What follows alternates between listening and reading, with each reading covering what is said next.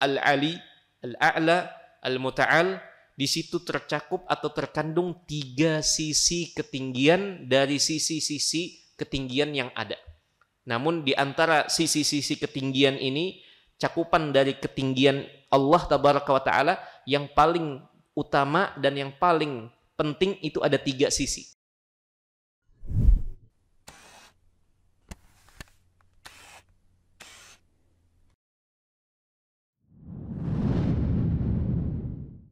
Assalamualaikum warahmatullahi wabarakatuh. Alhamdulillahi rabbil alamin. Wabihi nasta'inu ala umurid dunya waddin. Wassalatu wassalamu ala ashrafil anbiya'i wal mursalin. Nabiyyina wa qudwatina Muhammadin. Wa ala alihi wa sahbihi wa man tabi'ahum bi ihsanin ila yaumiddin. Amma ba'd. Allahumma inna nas'aluka ilman nafi'a wa rizqan tayyiba wa amalan mutaqabbala.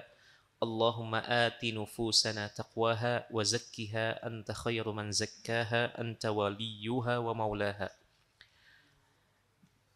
Hadirin dan hadirat jamaah Masjid Al-Faruq yang semoga senantiasa diberikan taufik dan afiah serta kemudahan untuk melaksanakan berbagai ketaatan kepada Allah Tabaraka wa Ta'ala.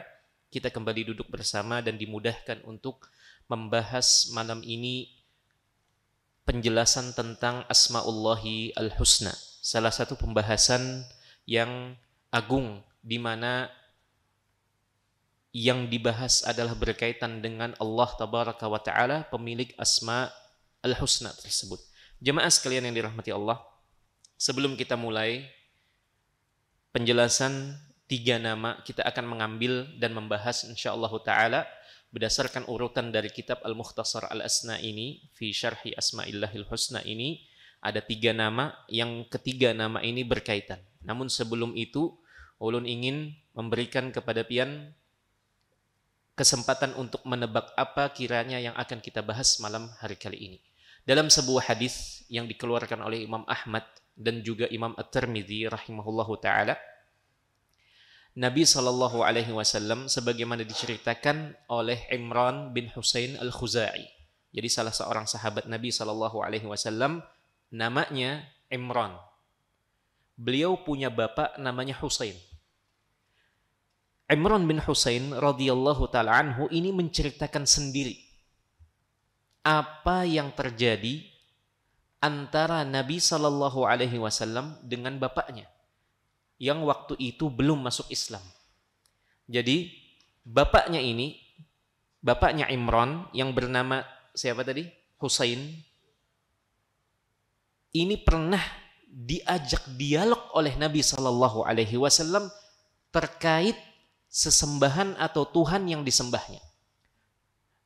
Namun untuk amanah ilmiah, sebagai bentuk tanggung jawab dan amanah ulun sampaikan, hadis ini, hadis yang dikeluarkan oleh Imam Ahmad di dalam musnadnya dan Imam Tirmidzi di dalam jami'nya, ini dinilai sanadnya lemah oleh ahlul ilm.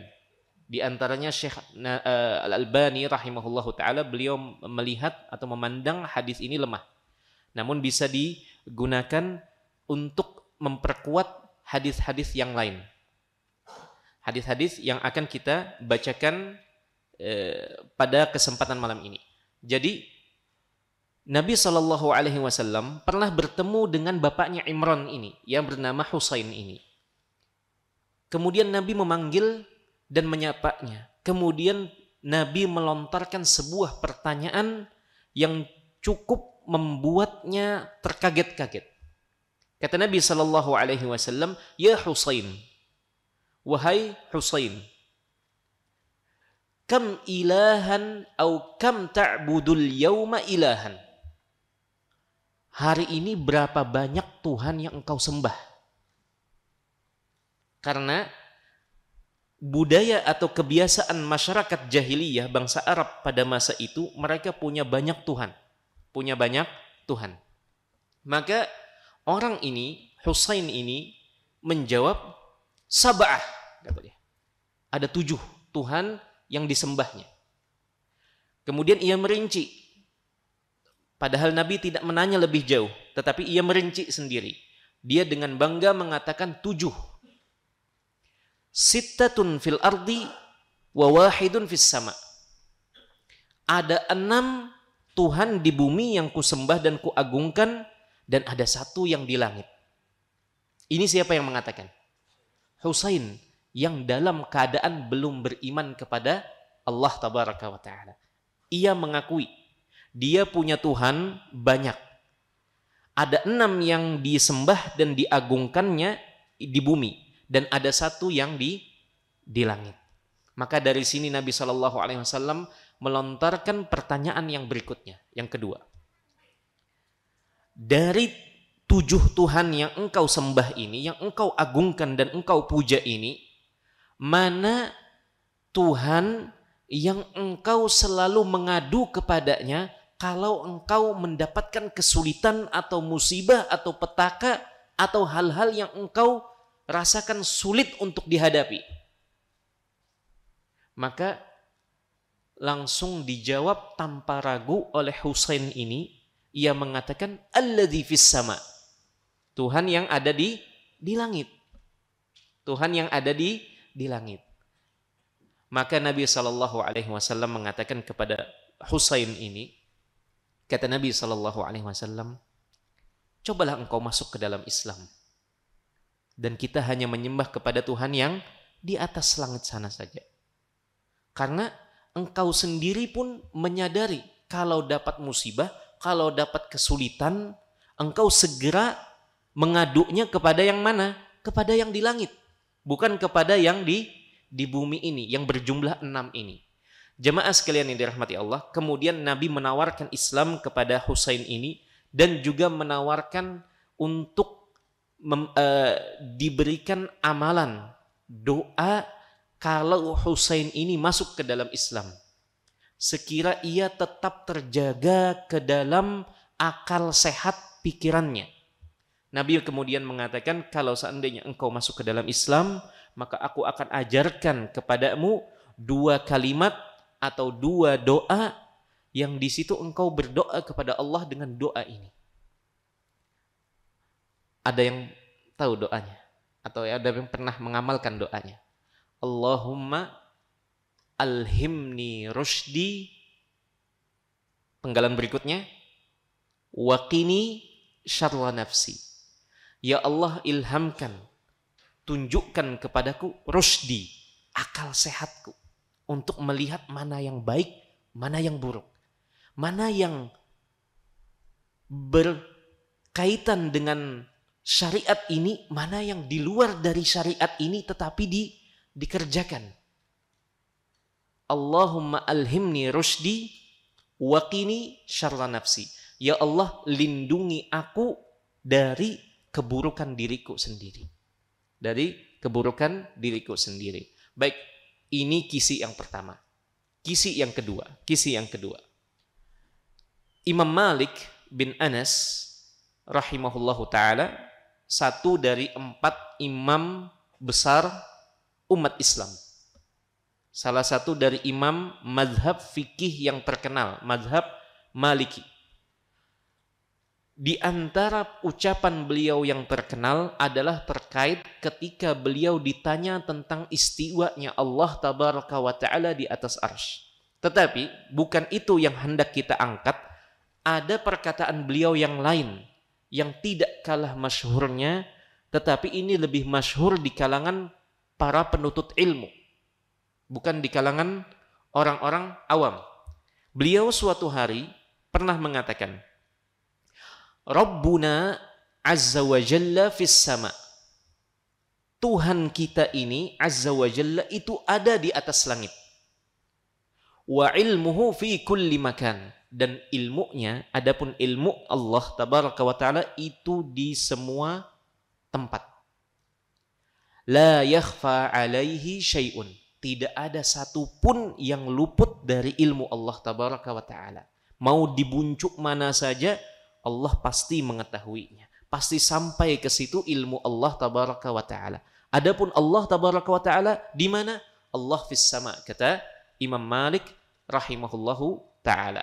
Kira-kira dari 2 cuplikan ini, apa yang hendak kita bahas? Nama apa yang berkaitan dengan Asmaul Husna ini yang akan kita angkat?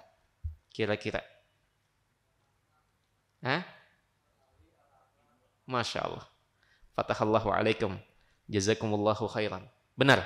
Yang akan kita bahas adalah tentang nama Allah Al-Ali, Al-A'la, Al-Muta'al. Al-Muta'al. Baik. Inilah yang akan kita bahas, dan berdasarkan urutan dari kitab kita ini, Al-Mukhtasar Al-Asna ini adalah nama yang ke-27, ke-28, dan ke-29. Al-Ali, Al-A'la, dan Al-Muta'al. Ada tiga nama. Yang ketiga nama ini memiliki makna yang mirip satu dengan yang lainnya, yaitu terkait tentang sifat ulu pada Allah Tabaraka wa Ta'ala. Baik, kita langsung bacakan saja makna yang pertama atau poin yang pertama. Penulis di sini mengatakan ma'aniha, makna dari ketiga nama ini, Al-Ali, Al-A'la, Al-Muta'al. Kata penulis di sini minal uluwil mutlaqi min jami'il wujuhi wal i'tibarati. Ketiga nama ini mengandung makna al-uluwul mutlaq, yaitu ketinggian yang mutlak. Min jami'il wujuhi wal i'tibarat, dari seluruh sisi dan perhitungan. Artinya ketiga nama ini sama-sama menunjukkan kemutlakan ketinggian yang ada pada diri Allah Tabaraka wa Ta'ala. Makanya para ulama ketika menjelaskan nama Al-Ali, Al-A'la, Al-Muta'al, di situ tercakup atau terkandung tiga sisi ketinggian dari sisi-sisi ketinggian yang ada. Namun di antara sisi-sisi ketinggian ini, cakupan dari ketinggian Allah Tabaraka wa Ta'ala yang paling utama dan yang paling penting itu ada tiga sisi. Sisi yang pertama, dan ini disinggung oleh penulis di sini. Penulis mengatakan fahuwa subhanahu al-aliyyu bidzatihi. Dia subhanah itu maha tinggi dengan zatnya. Artinya dengan zatnya Allah Tabaraka wa Ta'ala. Itu yang pertama. Ala jami'i khalqihi, di atas seluruh makhluknya. Allah maha tinggi dengan zatnya. Zatnya Allah itu di atas ketinggian, di atas seluruh makhluknya. Fauqa arsyihi wa samawatih, di atas arsy-Nya dan di atas langit-langit. Kemudian yang kedua, sisi yang kedua, wa huwal aliyyu biqadrihi wa asma'ihi wa sifatihi falaysa li ahadin min uluwil qadri waz zati wal asma'i was sifati ma lillahi azza wa jalla taqaddasat asma'uhu wa sifatuhu. Yang kedua adalah Allah itu maha tinggi kedudukannya, maha tinggi nama-namanya, dan maha tinggi sifat-sifatnya. Maka tidak ada satupun yang mendekati ketinggian Allah terkait kedudukan dan nama serta sifatnya ini. Ini sisi yang kedua. Artinya Allah maha tinggi terkait kedudukannya, kedudukannya. Kemudian yang ketiga, sisi yang ketiga. Kata penulis, wa huwal aliyyu biqahrihi li jami'i man siwah. Fa kullu man siwahu maqhurun li qudratihi wa quwwatihi wa jalalihi wa 'azamatihi. Sisi yang ketiga, jemaah sekalian, Bapak dan Ibu yang dirahmati Allah, kata penulis adalah Allah itu maha tinggi dalam perintahnya, dalam penundukannya. Semua makhluk selain Allah Tabaraka wa Ta'ala selaku pencipta, itu semua berada di bawah kendali dan penundukan Allah Tabaraka wa Ta'ala. Maka dalam hal ini Allah juga punya ketinggian terkait perintah dan ketundukan makhluk kepadanya. Baik, inilah tiga sisi dari makna Al-Ali, Al-A'la, dan Al-Muta'al. Baik, kemudian penulis menyebutkan setelahnya fa'uluwullahi al-mutlaq dalilun ala tafarrudihi subhanahu birrububiyyati wal uluhiyyah. Kemahatinggian yang mutlak yang ada pada Allah itu merupakan dalil yang menunjukkan bahwasanya Allah itu Maha Esa dalam rububiyah dan uluhiyah. Falaisa li ahadin min sifatil kamali wal jalali lillahi subhanahu. Tidak ada satupun yang punya sifat kesempurnaan dan keagungan seperti apa yang ada pada Allah Subhanahu wa taala. Maka di sini karena Allah Maha Tinggi dan tingginya Allah itu mencakup seluruh sisi. Di antara sisi yang paling terpenting ada 3. Sisi Allah Maha Tinggi dengan zatnya, Allah Maha Tinggi kedudukannya, dan Allah Maha Tinggi perintah dan penundukannya kepada seluruh makhluk atau pengendaliannya kepada seluruh makhluk. Maka tidak ada yang berhak dan layak untuk diesakan terkait rububiyah dan diesakan terkait ibadah dan uluhiyah kecuali hanya kepada Allah tabaraka wa taala. Timbul pertanyaan di sini jemaah sekalian yang dirahmati Allah. Dari ketiga sisi ini, mana yang diingkari oleh sebagian kaum muslimin? Jadi dari ketiga sisi terkait nama Allah Al-Ali, Al-A'la, dan Al-Muta'al, jika kita sekilas, maka kita akan dapati semua kelompok akan mengatakan Allah itu Maha Tinggi. Tapi jangan terkecoh. Apa maksud dari Maha Tinggi ini? Maka ia akan atau sebagian kelompok akan mengatakan Allah itu Maha Tinggi kedudukannya dan Allah Maha Tinggi perintah dan penundukannya. Jadi yang diingkari oleh sebagian kelompok atau sebagian umat Islam itu apa? Allah itu Maha Tinggi dengan zatnya. Itu yang sebagian orang meniadakan makna dari Al-Ali, Al-A'la, dan Al-Muta'al. Makanya ada yang mengatakan Allah itu di mana-mana. Allah itu berada di mana-mana. Ada pula yang mengatakan Allah itu tidak di atas, tidak di bawah, tidak di samping, tidak di dalam, tidak di luar. Terus di mana? Allah keberadaannya mutlak. Ada pula yang mengatakan seperti itu. Sehingga mereka mengatakan tidak boleh kita menunjuk ke arah atas seperti ini. Kata mereka itu haram hukumnya. Ada pula yang mengatakan Allah itu menempati sebagian makhluknya. Sebagian orang-orang soleh, sebagian nabi itu masuk di situ Allah tabaraka wa ta'ala kepadanya.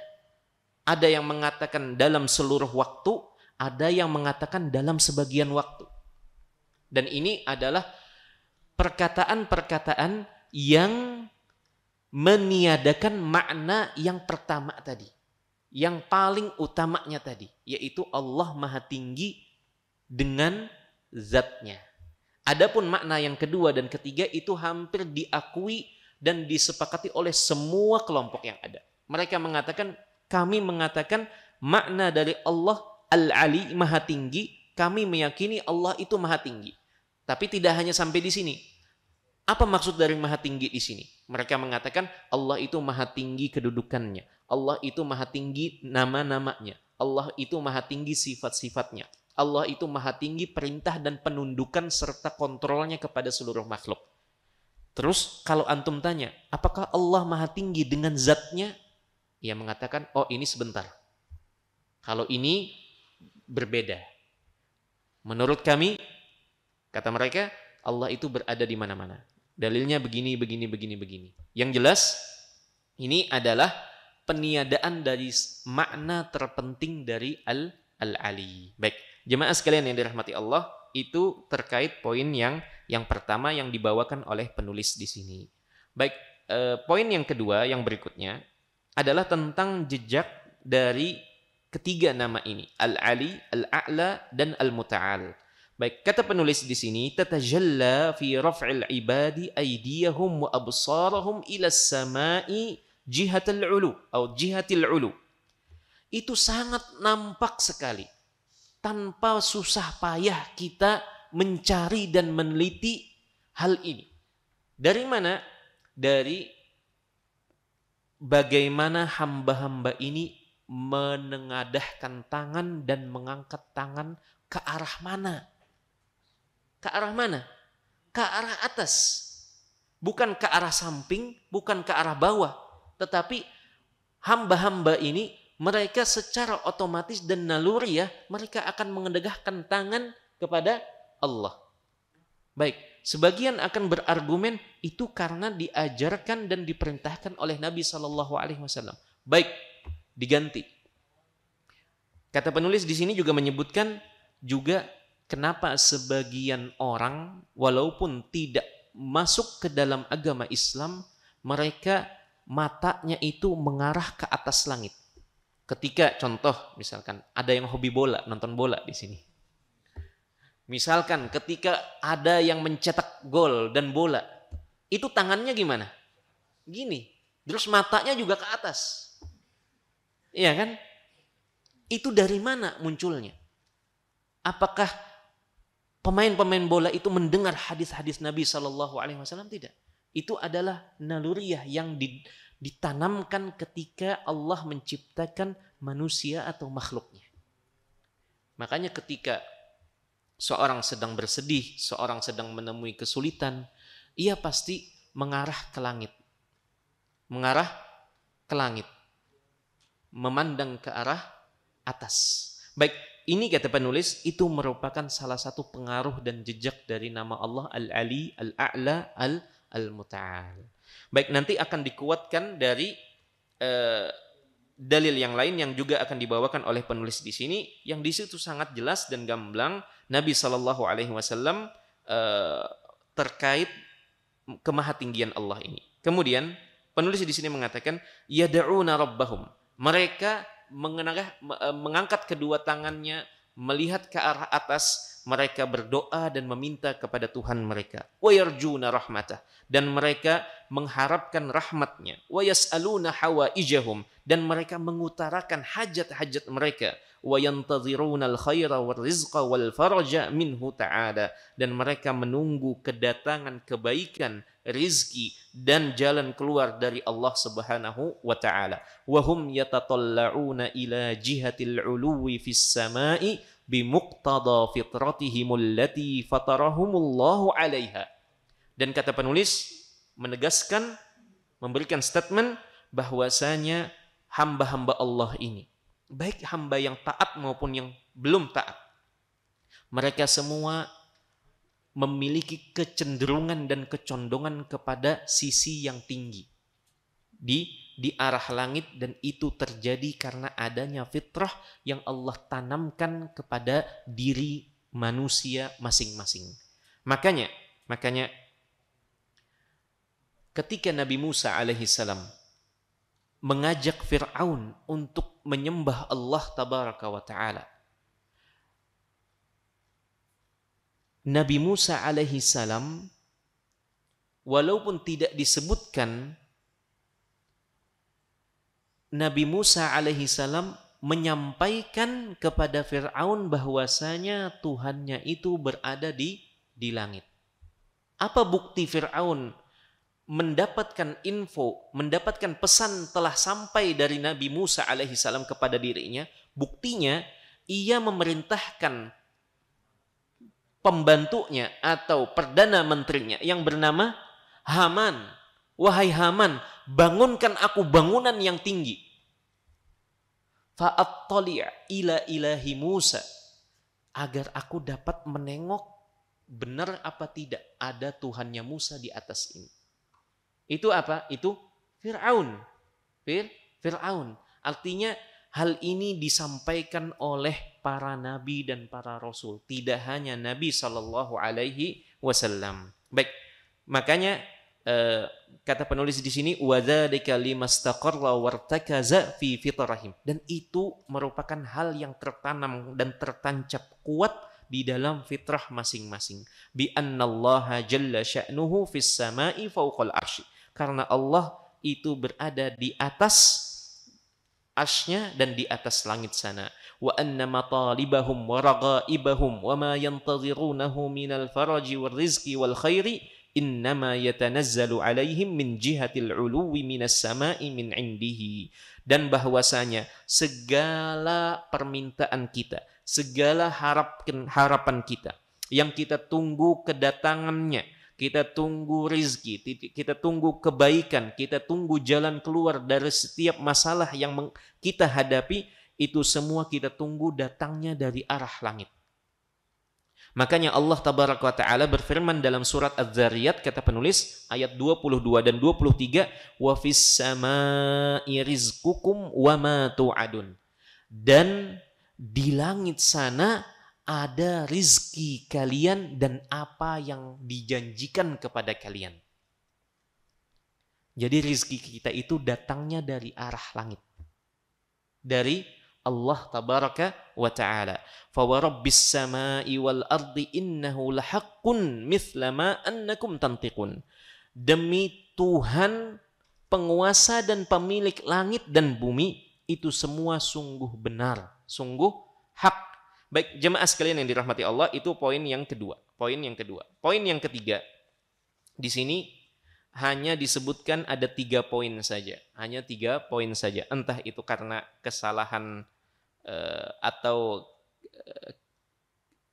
hal ini luput dari penulis, karena biasanya penulis itu mengangkat 4 poin. Makna dari nama Allah, kemudian yang kedua adalah jejaknya, dan yang ketiga adalah biasanya adalah bagaimana kita beribadah kepada Allah melalui nama yang berkaitan ini. Kemudian yang terakhir baru dalil-dalil yang disebutkan oleh penulis. Nah, di sini poin yang ketiga atau yang terakhir yang diangkat oleh penulis hanyalah dalil-dalilnya saja. Dan ini berbeda dengan kebiasaan penulis. Mungkin ini entah mungkin lupa atau mungkin kesalahan dalam layoutnya.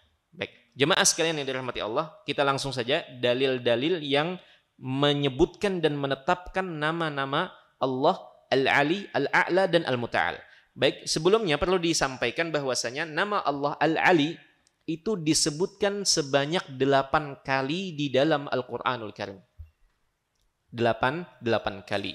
Di antaranya adalah yang disebutkan di dalam ayat yang paling agung, paling istimewa di dalam Al-Quranul Karim, yaitu ayat Kursi. Di akhir ayat Kursi disebutkan di situ, wa huwal aliyyu al-azim. Baik, ini sebanyak 8 tempat di dalam Al-Quran penyebutan dan penetapan nama Al-Ali sebagai bagian dari Asma'ullahil Husna. Kemudian Al-A'la. Al-A'la disebutkan sebanyak 2 kali saja. Salah satunya yang kalau kita sholat Jumat, biasanya imam baca di rakaat pertama, Sabbihisma rabbikal a'la. Nah, ini salah satunya. Baik, adapun Al-Muta'al itu disebutkan sebanyak 7 tempat atau 7 kali di dalam Al-Qur'anu Al-Karim. Di antaranya wa huwal kabiru al-muta'al. Baik. Adapun penulis di sini beliau menyebutkan di antaranya adalah surat Al-Isra ayat 42 sampai 43. Qul law kana ma'ahu alihatun kama yaquluna idzal labtaghaw ila dzil arsy sabila. Katakanlah, kalau seandainya bersama Allah itu ada Tuhan-Tuhan yang lain sebagaimana persangkaan mereka, sebagaimana ucapan mereka, orang-orang yang menyekutukan Allah ini, maka niscaya Tuhan-Tuhan itu mereka akan berusaha merengsek naik kepada arsy, mencari jalan untuk menempati arsy itu. Kalau ada seandainya Tuhan-Tuhan yang lain. Subhanahu wa ta'ala amma yaquluna 'uluwan kabira. Maha suci Allah dan maha tinggi Allah dari apa yang mereka ucapkan, dari apa yang diucapkan oleh orang-orang musyrikin ini.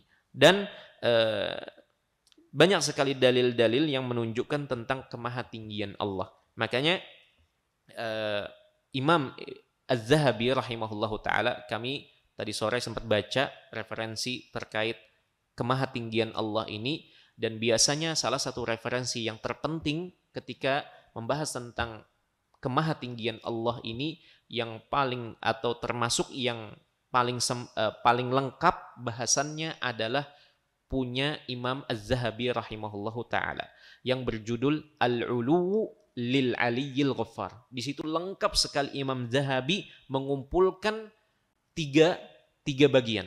Bagian yang pertama, dalil-dalil yang menerangkan tentang keberadaan Allah di atas langit sana. Di atas sana.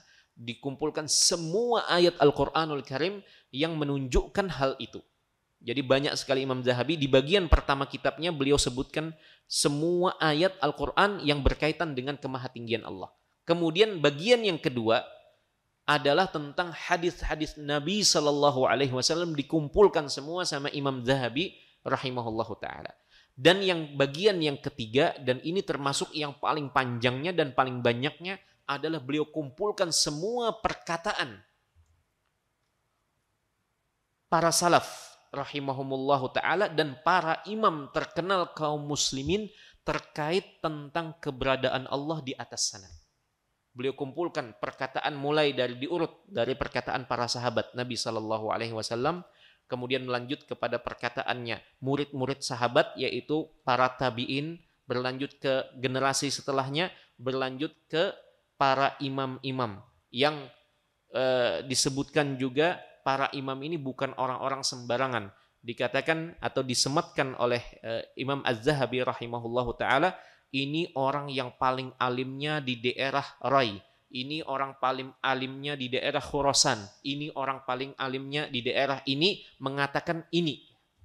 Artinya beliau kumpulkan banyak sekali perkataan ulama kaum muslimin dari berbagai penjuru dunia tentang kemahatinggian Allah tabaraka wa ta'ala. Baik, di antara hadis yang dibawakan oleh penulis dari kitab ini, sebelum kita berpindah ke kitab yang lain, karena telah selesai pembahasannya, adalah apa yang diriwayatkan dari Muawiyah bin Hakam. Muawiyah bin Hakam ini adalah salah seorang sahabat Nabi Sallallahu Alaihi Wasallam. Dia ini punya seorang budak wanita. Budak wanita yang mana budak wanita ini ditugasi atau sering dikasih tugas sama Muawiyah bin Hakam, bukan Muawiyah bin Abi Sufyan, bukan. Ini beda lagi sahabatnya. Ini Muawiyah bin Hakam. Ia punya budak wanita, yang budak wanita ini sering ditugasi sama Muawiyah ini untuk mengembalakan kambing-kambingnya di luar perkampungan atau di luar perkotaan. Maka karena kelalaian dari budak wanitanya ini, maka hilang 1 atau 2 ekor kambingnya. Mungkin dimakan serigala atau hal yang lainnya. Maka marah luar biasa Muawiyah bin Hakam ini. Akhirnya disebutkan dalam salah satu riwayatnya, Muawiyah bin Hakam ini sempat menempeleng atau memukul budak wanitanya. Kemudian setelah itu ia merasa bersalah. Maka ia datang kepada Nabi Sallallahu Alaihi Wasallam. Kemudian mengadu. Dan ini adalah kebiasaan para sahabat Nabi Sallallahu Alaihi Wasallam. Mereka kalau merasa ada salah, mereka segera mengadukan kepada Nabi Sallallahu Alaihi Wasallam, minta pendapat Nabi, apakah ini benar atau salah? Kalau salah, bagaimana cara menghapuskan kesalahan ini? Lihat di sini bagaimana sahabat Nabi ini, Muawiyah bin Hakam ini. Ia datang kepada Nabi SAW membawa budak wanitanya ini. Datang kepada Nabi SAW kemudian mengatakan, ya Rasulullah, jariyatun li sokaktuha. Wahai Rasulullah, ini ada budak wanitaku. Aku sudah menempelengnya. Sudah memukulnya. Karena emosi tadi. Emosi. Fa'azuma dzalika ala Rasulillah sallallahu alaihi wasallam. Maka kemudian Rasul sallallahu alaihi wasallam menganggap itu bukan masalah yang sepele. Bukan masalah yang sepele. Majikan menempeleng budak wanitanya karena kelalaian atau kesalahan yang tidak disengaja si budak wanita ini. Fakultu, kemudian aku melihat Muawiyah melihat Nabi Sallallahu Alaihi Wasallam menganggap kasus ini bukan kasus yang sepele, maka Muawiyah berinisiatif menawarkan kepada Nabi Sallallahu Alaihi Wasallam sekaligus meminta pendapat beliau, afala u'tiquha ya Rasulullah, apa pendapatmu kalau seandainya aku bebaskan saja budak wanitaku ini? Artinya untuk menebus 1 pukulan yang ia layangkan, maka ia bermaksud untuk membebaskan budak. Dan membebaskan budak di masa itu itu nilainya sangat besar. Tidak semua orang dapat membeli budak dan tidak semua orang mampu membebaskan budak. Karena nilainya sangat besar di masa itu. Tidak disebutkan berapa jumlah atau perkiraan berapa harga budak di masa itu. Baik, jemaah sekalian yang dirahmati Allah, kemudian Nabi SAW kemudian memerintahkan, coba panggil budakmu itu. Coba panggil budakmu tadi. Kemudian Nabi SAW bertanya kepada si budak wanita ini, yang masih muda ini. Qala, ainallah. Ditanya dahulu. Ainallah, di mana Allah? Bertanya kepada si budak wanita ini. Tentunya budak di masa itu bukanlah kelompok atau bukanlah golongan yang terpelajar. Bukanlah golongan yang terpelajar, tidak mendapatkan pendidikan yang layak sebagaimana orang-orang merdeka yang bukan berstatus budak. Karena budak itu biasanya fokus untuk melakukan pekerjaan-pekerjaan yang ditugaskan kepada mereka, yang dibebankan kepada mereka. Sekalipun budak itu masih belia, Maka Nabi SAW menguji si budak ini. Nabi mengatakan, ainallah, di mana Allah? Maka qalat fis sama. Maka budak ini mengatakan di atas langit. Kemudian Nabi bertanya lagi, man ana? Siapa aku? Nabi menguji budak wanita ini. Qalat anta Rasulullah. Kemudian ia mengatakan, kalau engkau, tentu engkau adalah Rasulullah. Qala a'tiqha. Kemudian Nabi SAW mengiyakan dan mengamini keinginan dari majikan si budak ini yang bernama Muawiyah bin Hakam ini, a'tiqha. Kalau begitu sekarang bebaskan dia, fa innaha mu'minatun. Karena budak wanita ini seorang yang mukminah, orang yang beriman kepada Allah, mengimani Allah berada di atas. Hadis ini dikeluarkan oleh Imam Muslim dan juga Imam Abu Dawud rahimahumallahu taala. Baik, jemaah sekalian yang dirahmati Allah, sebelum kita beranjak kepada kitab yang lain, ini ada kitab An-Nahjul Asma fi Syarhi Asma'illahi Al-Husna karya Dr. Muhammad Al-Hamud An-Najdi. Ini termasuk yang membahas secara lengkap dan rinci. Kalaupun yang biru ini membahas secara ringkas dan langsung poinnya saja, maknanya, jejaknya, dan juga bagaimana kita beribadah kepada Allah, kemudian menyebutkan 1-2 dalil. Ini memang tujuannya untuk ringkas dikaji untuk masyarakat awam. Adapun kitab ini adalah kitab yang secara lebih cocok kepada orang-orang yang memang fokus untuk menuntut ilmu. Baik, jemaah sekalian yang dirahmati Allah, sebelum kita berpindah kepada An-Nahjul Asma ini, di antara hal menarik yang ulun dapati ketika membaca kitab Al-Ulu lil Aliyyil Ghaffar, karya siapa tadi? Ada yang masih ingat? Penulisnya membagi menjadi 3 bagian. Bagian pertama mengumpulkan semua ayat Al-Quranul Karim yang berbicara dan menyinggung tentang kemahatinggian Allah. Bagian kedua tentang semua hadis Nabi SAW, termasuk hadis Muawiyah bin Hakam ini bersama budak wanitanya ini juga disebutkan di situ. Kemudian yang ketiga, bagian yang terakhir, dikumpulkan semua perkataan ulama mulai dari zaman atau generasi sahabat sampai para imam yang diakui keilmuannya. Siapa? Imam Az-Zahabi rahimahullahu ta'ala. Baik, dalam kitab ini Imam Az-Zahabi rahimahullahu ta'ala membawakan sebuah riwayat yang beliau nukilkan dari Al-Hafidh Abdurrahman bin Abi Hatim. Siapa Abu Hatim? Masih ingat? Abu Hatim Ar-Razi. Ada yang masih ingat? Yang kita kajian membahas tentang akidah Ar-Raziyain. Nah, anak dari Imam Abu Hatim yang bernama Abdurrahman, ini juga seorang yang alim. Dikatakan, disematkan oleh Imam Zahabi dengan predikat sebagai Al-Hafidh.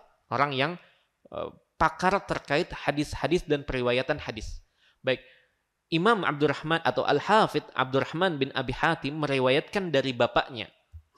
Bapaknya ini pernah tinggal dan berdomisili di kota Basrah untuk beberapa waktu. Bapaknya menceritakan kepada putranya ini, kemudian sama putranya ini diceritakan ulang bahwasanya di kota Basrah itu ada seorang yang qurra'ul Quran, orang yang pandai baca Quran. Tentu saja pandai baca Quran di masa itu atau menyandang predikat sebagai qari itu adalah orang yang menguasai Al-Quranul Karim. Hafal Al-Quran seperti kita hafal surat Al-Fatihah. Artinya ditanya apa saja terkait Al-Quranul Karim, ayat mana, surat mana, bisa dia membacanya. Itu merupakan orang yang qurra'ul Quran. Nah, suatu hari orang ini mengatakan di hadapan teman dari Abu Hatim ini, dan Abu Hatim mendapatkan kisah ini dari temannya di kota Basrah itu. Baik, ulun lupa nama dari teman dari Abu Hatim ini. Kemudian kata Abu Hatim, beliau menyebutkan orang ini menyatakan bahwasanya kalaulah Allah tabaraka wa ta'ala itu memang di atas langit sana, beristiwa di atas arsy, maka Allah akan menghapus semua yang kuhafal dari Al-Quranul Karim. Ia menantang. Maksudnya ia berpegang pada pendapat Allah tidak berada di atas arsy. Allah tidak berada di atas ketinggian sana. Ia menantang dan ia menyampaikan bahwasanya ini aku sudah hafal Al-Quranul Karim. Aku sudah bolak-balik membaca Al-Quranul Karim. Kalau Allah memang berada di atas arsy, sebagaimana yang kalian kira, wahai ahlu sunnah, maka dengan mudah Allah pasti akan menghapuskan dan menghilangkan hafalan Qur'anku.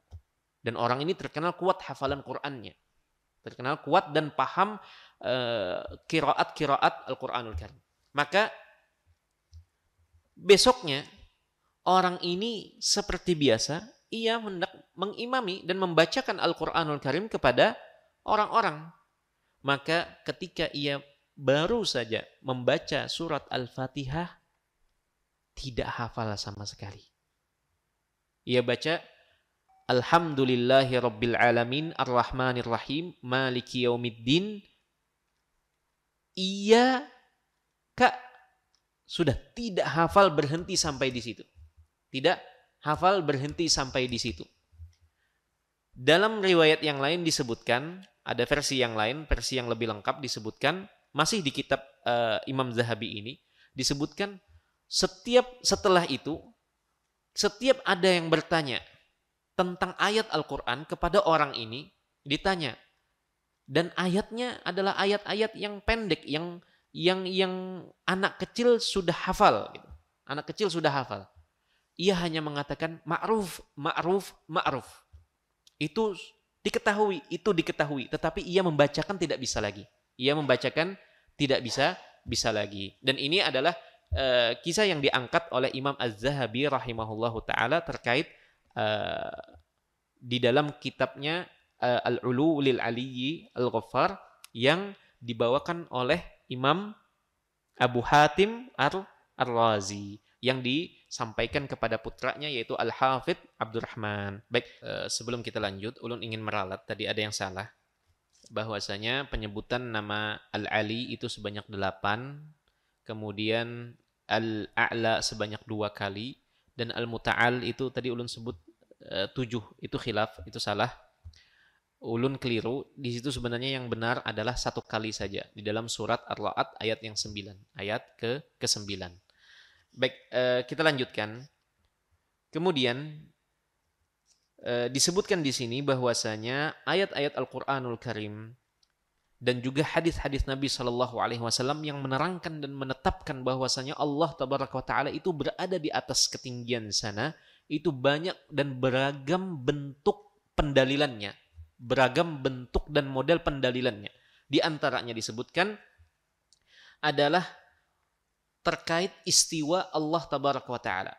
Dan istiwa Allah di atas arsy, Allah berada di atas arsy, mana bentuk pendalilan atau bentuk dari sisi mana itu dijadikan dalil bahwasanya Allah Maha Tinggi? Dari sisi mananya? Allah istiwa di atas arsy, berada di atas arsy. Dari sisi mananya Allah dipahami atau dijadikan dalil istiwa ini sebagai dalil Allah itu berada di ketinggian? Dari mananya?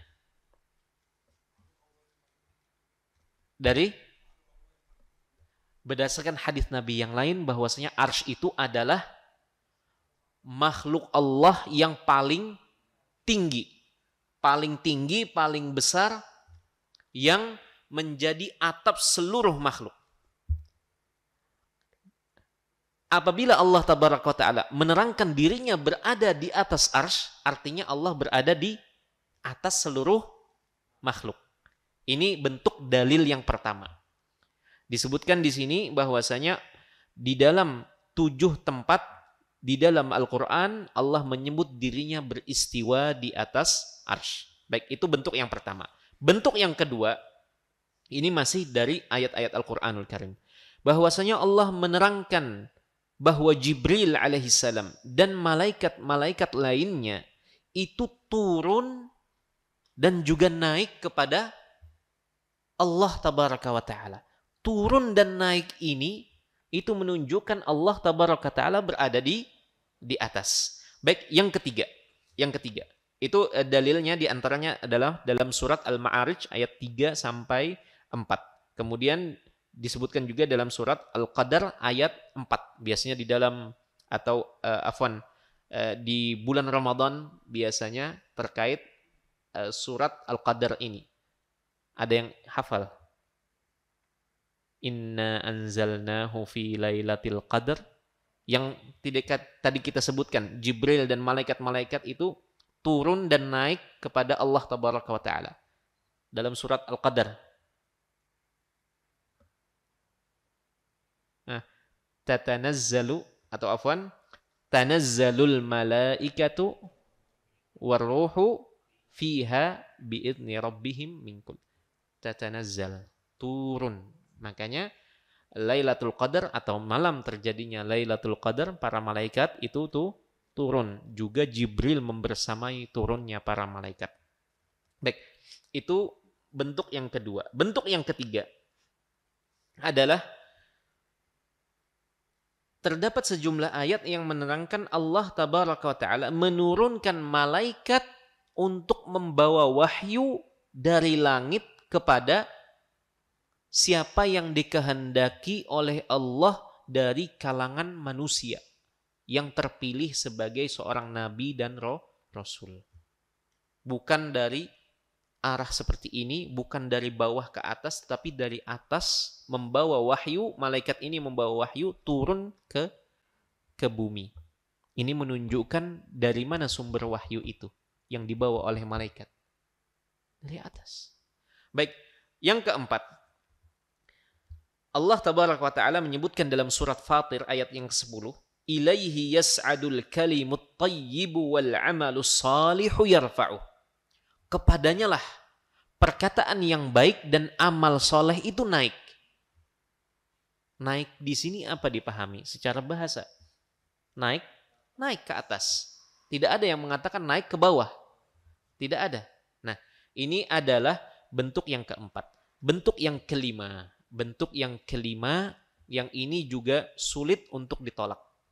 Yaitu Allah tabaraka wa ta'ala menyelamatkan Nabi Isa alaihi salam ketika hendak dikejar dan dibunuh, dieksekusi oleh orang-orang Yahudi, Bani Israel, tetapi yang membenci dakwahnya Nabi Isa alaihi salam, bukan dari hawarinya Nabi Isa alaihi salam. Maka Allah tabaraka wa ta'ala menyebutkan, inni mutawaffika wa rafi'uka ilayya. Aku mewafatkanmu, maksudnya, dan aku mengangkatmu kepadaku. Diangkat kemana? Rafi' itu mengangkat. Kalau diangkat itu ke bawah atau ke atas? Ke atas juga. Baik, ini bentuk yang kelima. Bentuk yang keenam, Allah tabaraka wa ta'ala menyebutkan di sejumlah ayat, di antaranya surat Ali Imran ayat 3 dan ayat 4, bahwasanya Allah menurunkan ayat-ayat Al-Qur'anul Karim ini dari sisinya. Menurunkan dari sisinya. Dan di sini bukan menaikkan, tetapi menurunkan. Baik, sisa 8 menit ya. Kemudian yang ketujuh, Allah juga menyebutkan dan mengabadikan apa yang dikatakan oleh Fir'aun kepada Perdana Menterinya, yaitu Haman. Yang tadi pernah kita sebut atau kita singgung, dan ini terdapat dalam surat Ghafir ayat 36-37. Fir'aun meminta kepada Perdana Menterinya untuk dibangunkan sorhan, bangunan yang tinggi menjulang, agar dia hendak mendaikinya dan menapaki anak tangganya sehingga bisa melihat kepada Tuhannya Musa. Kata para ulama, Fir'aun sendiri ingin melihat kepada Allah berada di atas langit. Kalau Fir'aun sendiri tidak meyakini hal itu, niscaya dia juga tidak akan meminta kepada Perdana Menterinya untuk bersusah payah membangunkan bangunan yang tinggi. Baik, itu tadi ada berapa? Ada 7. Kemudian kita masuk kepada hadis-hadis Nabi Sallallahu Alaihi Wasallam. Di antaranya hadis yang tadi Muawiyah bin Hakam As-Sulami, di mana anak kambing atau kambingnya, seekor kambingnya dimakan oleh serigala, dan itu akibat keteledoran atau kelalaian dari budak wanitanya, dan sudah kita sampaikan. Kemudian Imam Abu Sa'id Ad-Darimi rahimahullahu ta'ala, salah satu imam kaum muslimin yang terkenal di masanya, beliau mengatakan dalam hadis yang Muawiyah bin Hakam As-Sulami ini terdapat dalil yang menunjukkan bahwasanya seorang lelaki apabila dia tidak mengetahui dan tidak meyakini bahwasanya Allah Azza wa Jalla, Tuhannya di atas langit sana, bukan di bumi, maka falaisa bimu'min, maka dia bukanlah orang yang beriman, atau bukanlah orang yang betul-betul beriman kepada Tuhannya. Karena Nabi SAW menyematkan predikat seorang mukminah setelah jawaban dari budak wanita ini ketika Nabi nanya, di mana Tuhan? Aina Allah? Di mana Allah? Maka ia menjawab, di atas sana. Kemudian, siapa aku? Engkau Rasulullah. Dengan 2 syarat ini, Nabi langsung menyematkan predikat sebagai seorang mukminah kepada si budak wanita.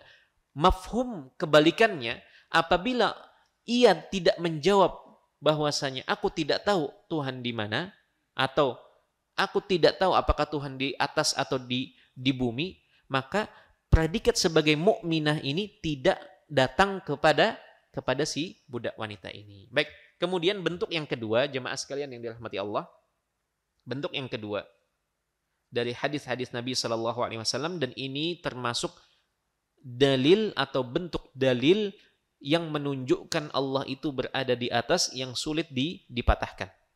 Apa itu? Malam Isra dan Mi'raj. Hampir semua orang yang mengangkat dan membicarakan tentang Isra, kejadian dan peristiwa Isra dan Mi'raj, sekalipun di kesempatan lain dai ini ia tidak mengakui Allah beristiwa di atas arsy, sekalipun dai ini tidak mengakui Allah berada di atas langit, tetapi ketika membicarakan hadis Isra dan Mi'raj, maka ia mau tidak mau mengatakan Nabi itu apa? Naik ke langit. Iya kan? Kalau Allah tidak berada di atas, Allah berada di mana-mana, ngapain Nabi naik ke langit?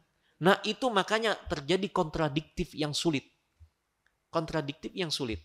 Maka cukup dipahami Allah di mana Allah berada di atas sana, sebagaimana keterangan ayat-ayat Al-Qur'anul Karim, hadis-hadis Nabi SAW. Makanya Pak, ada seorang tokoh di masa lalu. Ini kita bicara masa lalu. Ada namanya Jaham bin Safwan. Jaham bin Safwan yang kemudian orang-orang yang mengikuti gaya atau keyakinannya ini kemudian disebut sebagai Jahmiyah, kelompok Jahmiyah. Mereka banyak terjadi kekeliruan-kekeliruan dan penyimpangan-penyimpangan akidah di situ. Disebutkan oleh para ulama, ia pernah mengatakan atau dengar dan tercatat pernah mengatakan, kalau seandainya aku mampu untuk apa namanya nih? Kalau bahasa Banjarnya itu mengarik, menggaruk. Jadi ada kertas, ada tulisan dikarik. Itu. Kalau aku mampu mengarik atau mengerek ini dari mushaf, maka ayat yang paling ingin dihapus dan dihilangkannya adalah Ar-Rahman 'alal arsyis tawa. Tetapi dia sadar tidak mungkin itu dilakukan. Makanya ia mengatakan istawa bimakna istaula. Berada di atas arsy diganti menguasai arsy. Maka ini juga dikritik secara bahasa, itu tidak ada makna ini. Makna istawa menjadi sinonim dari menguasai. Tidak ada secara bahasa Arab. Dalam budaya bangsa Arab tidak ada. Kemudian yang kedua, konsekuensi dari perkataan ini artinya sebelum itu Allah belum berhasil menguasai arsy ini. Dan konsekuensi dari menguasai berarti ada pesaing di situ, kemudian Allah berhasil mengalahkan dan berhasil menguasai arsy. Nah, akhirnya banyak kesalahan-kesalahan berlanjut. Kenapa? Karena mengingkari yang ini. Baik, jemaah sekalian yang dirahmati Allah, bentuk yang tadi yang disebutkan yang kedua adalah tentang Mi'raj, Isra dan Mi'raj. Isra, siapapun yang berbicara, ustadz siapapun yang berbicara, walaupun ia mengingkari Allah berada di atas, tetapi ketika membacakan dan menceritakan tentang, menjelaskan tentang Isra dan Mi'raj, mau tidak mau ia akan mengatakan Isra itu perjalanan di malam hari. Perjalanan dari Makkah menuju ke Baitul Maqdis di Palestina sana. Itu Isra namanya, perjalanan di malam hari. Adapun Mi'raj, baik itu secara bahasa maupun secara syariat, itu artinya terangkat. Nabi terangkat ke atas. Nabi terangkat ke atas dan di situ Nabi bertemu dengan para nabi, mulai dari langit pertama, kedua, ketiga, ruh-ruh para nabi alaihimussalam, sampai kemudian Nabi sampai ke Sidratul Muntaha dan bertemu dengan Allah Tabaraka wa Ta'ala, dan disitulah turun kewajiban salat. Turun kewajiban salat. Dan biasanya ketika membicarakan tentang Isra dan Mi'raj akan disebutkan hal ini. Pertama kali, berapa kali diwajibkan? 50 kali dalam sehari dan semalam. Kemudian Nabi turun bertemu dengan Nabi Musa alaihissalam. Dikatakan Nabi Musa, kembalilah wahai Muhammad, ini umatmu tidak akan sanggup. Dan Nabi Musa alaihissalam mungkin berkaca kepada umat beliau, dan umat beliau merupakan umat yang punya fisik yang bagus, namun tidak banyak yang menjalankan syariat-syariat yang ada pada agamanya Nabi Musa alaihissalam. Terus seperti itu sampai kemudian menjadi 5 kali dalam sehari semalam. Baik, sudah habis nampaknya. Baik, kita cukupkan. Itu contoh sejumlah hadis. Yang kita sebutkan terakhir adalah tentang hadis Isra dan Mi'raj yang menunjukkan Allah Tabaraka wa Ta'ala itu berada di atas sana. Dan Ahlu Sunnah wal Jamaah, sebagaimana mereka mengambilnya dari pemahaman para sahabat Nabi SAW, adalah pemahaman yang sederhana sesuai dengan apa yang diinginkan oleh Allah Tabaraka wa Ta'ala secara lafadznya. Makanya disematkan orang-orang yang menggunakan metode takwil, metode yang berbeda. Mereka mengatakan Ahlu Sunnah ini adalah orang-orang yang kontekstual, orang-orang yang hanya memahami ayat zahirnya saja. Padahal kata mereka ada metode yang lebih bagus, lebih dalam. Dan ini merupakan keliru, karena nanti bisa digunakan, perkataan ini bisa digunakan kalau demikian. Kita katakan kalau ada yang bilang bayar utang, maka kita akan menyanggahnya dengan metode mereka ini. Kita katakan tidak, yang engkau maksud ini bukan bayar utang, yang engkau maksud ini adalah berelaan. Kan jadi kacau nanti kan. Sama seperti agama syariat-syariat ibadah-ibadah, dikatakan oh bukan ini maksudnya, dan itu ada di dalam kelompok ada kelompok yang mereka mengatakan agama ini, setiap perintah di dalam agama itu likulli zahirin batin. Setiap perintah apa dari Allah dan Rasulnya itu bukan zahirnya yang dimaksud, tetapi ada batinnya. Dan ini yang memegang dan mengetahui kuncinya. Ini adalah imam-imam kami, kata mereka. Jadi artinya kalau sholat, bukan sholat yang dimaksud seperti ini. Tetapi maksudnya makna yang lain. Mungkin apa, dan seterusnya. Dan kata para ulama, ini merupakan perkataan yang bahaya atau metode memahami agama yang berbahaya. Kenapa? Karena kalau begitu habis semua, tidak ada perintah yang dijalankan sebagaimana mestinya. Nah, tapi wallahu taala alam, karena sudah habis waktunya, semoga apa yang disampaikan malam ini bermanfaat bagi kita semua dan semakin menambah keimanan kita dan pengetahuan kita kepada Allah tabaraka wa taala, terutama melalui asma'uhu al-husna. Subhanakallahumma wa bihamdika asyhadu an la ilaha illa anta astaghfiruka wa atubu ilaik. Assalamualaikum warahmatullahi wabarakatuh. Terima kasih. Jazakumullah khairan wa barakallahu fikum. Video ini dibuat atas partisipasi dari donasi Anda. Semoga menjadi amal jariah bagi Anda semuanya.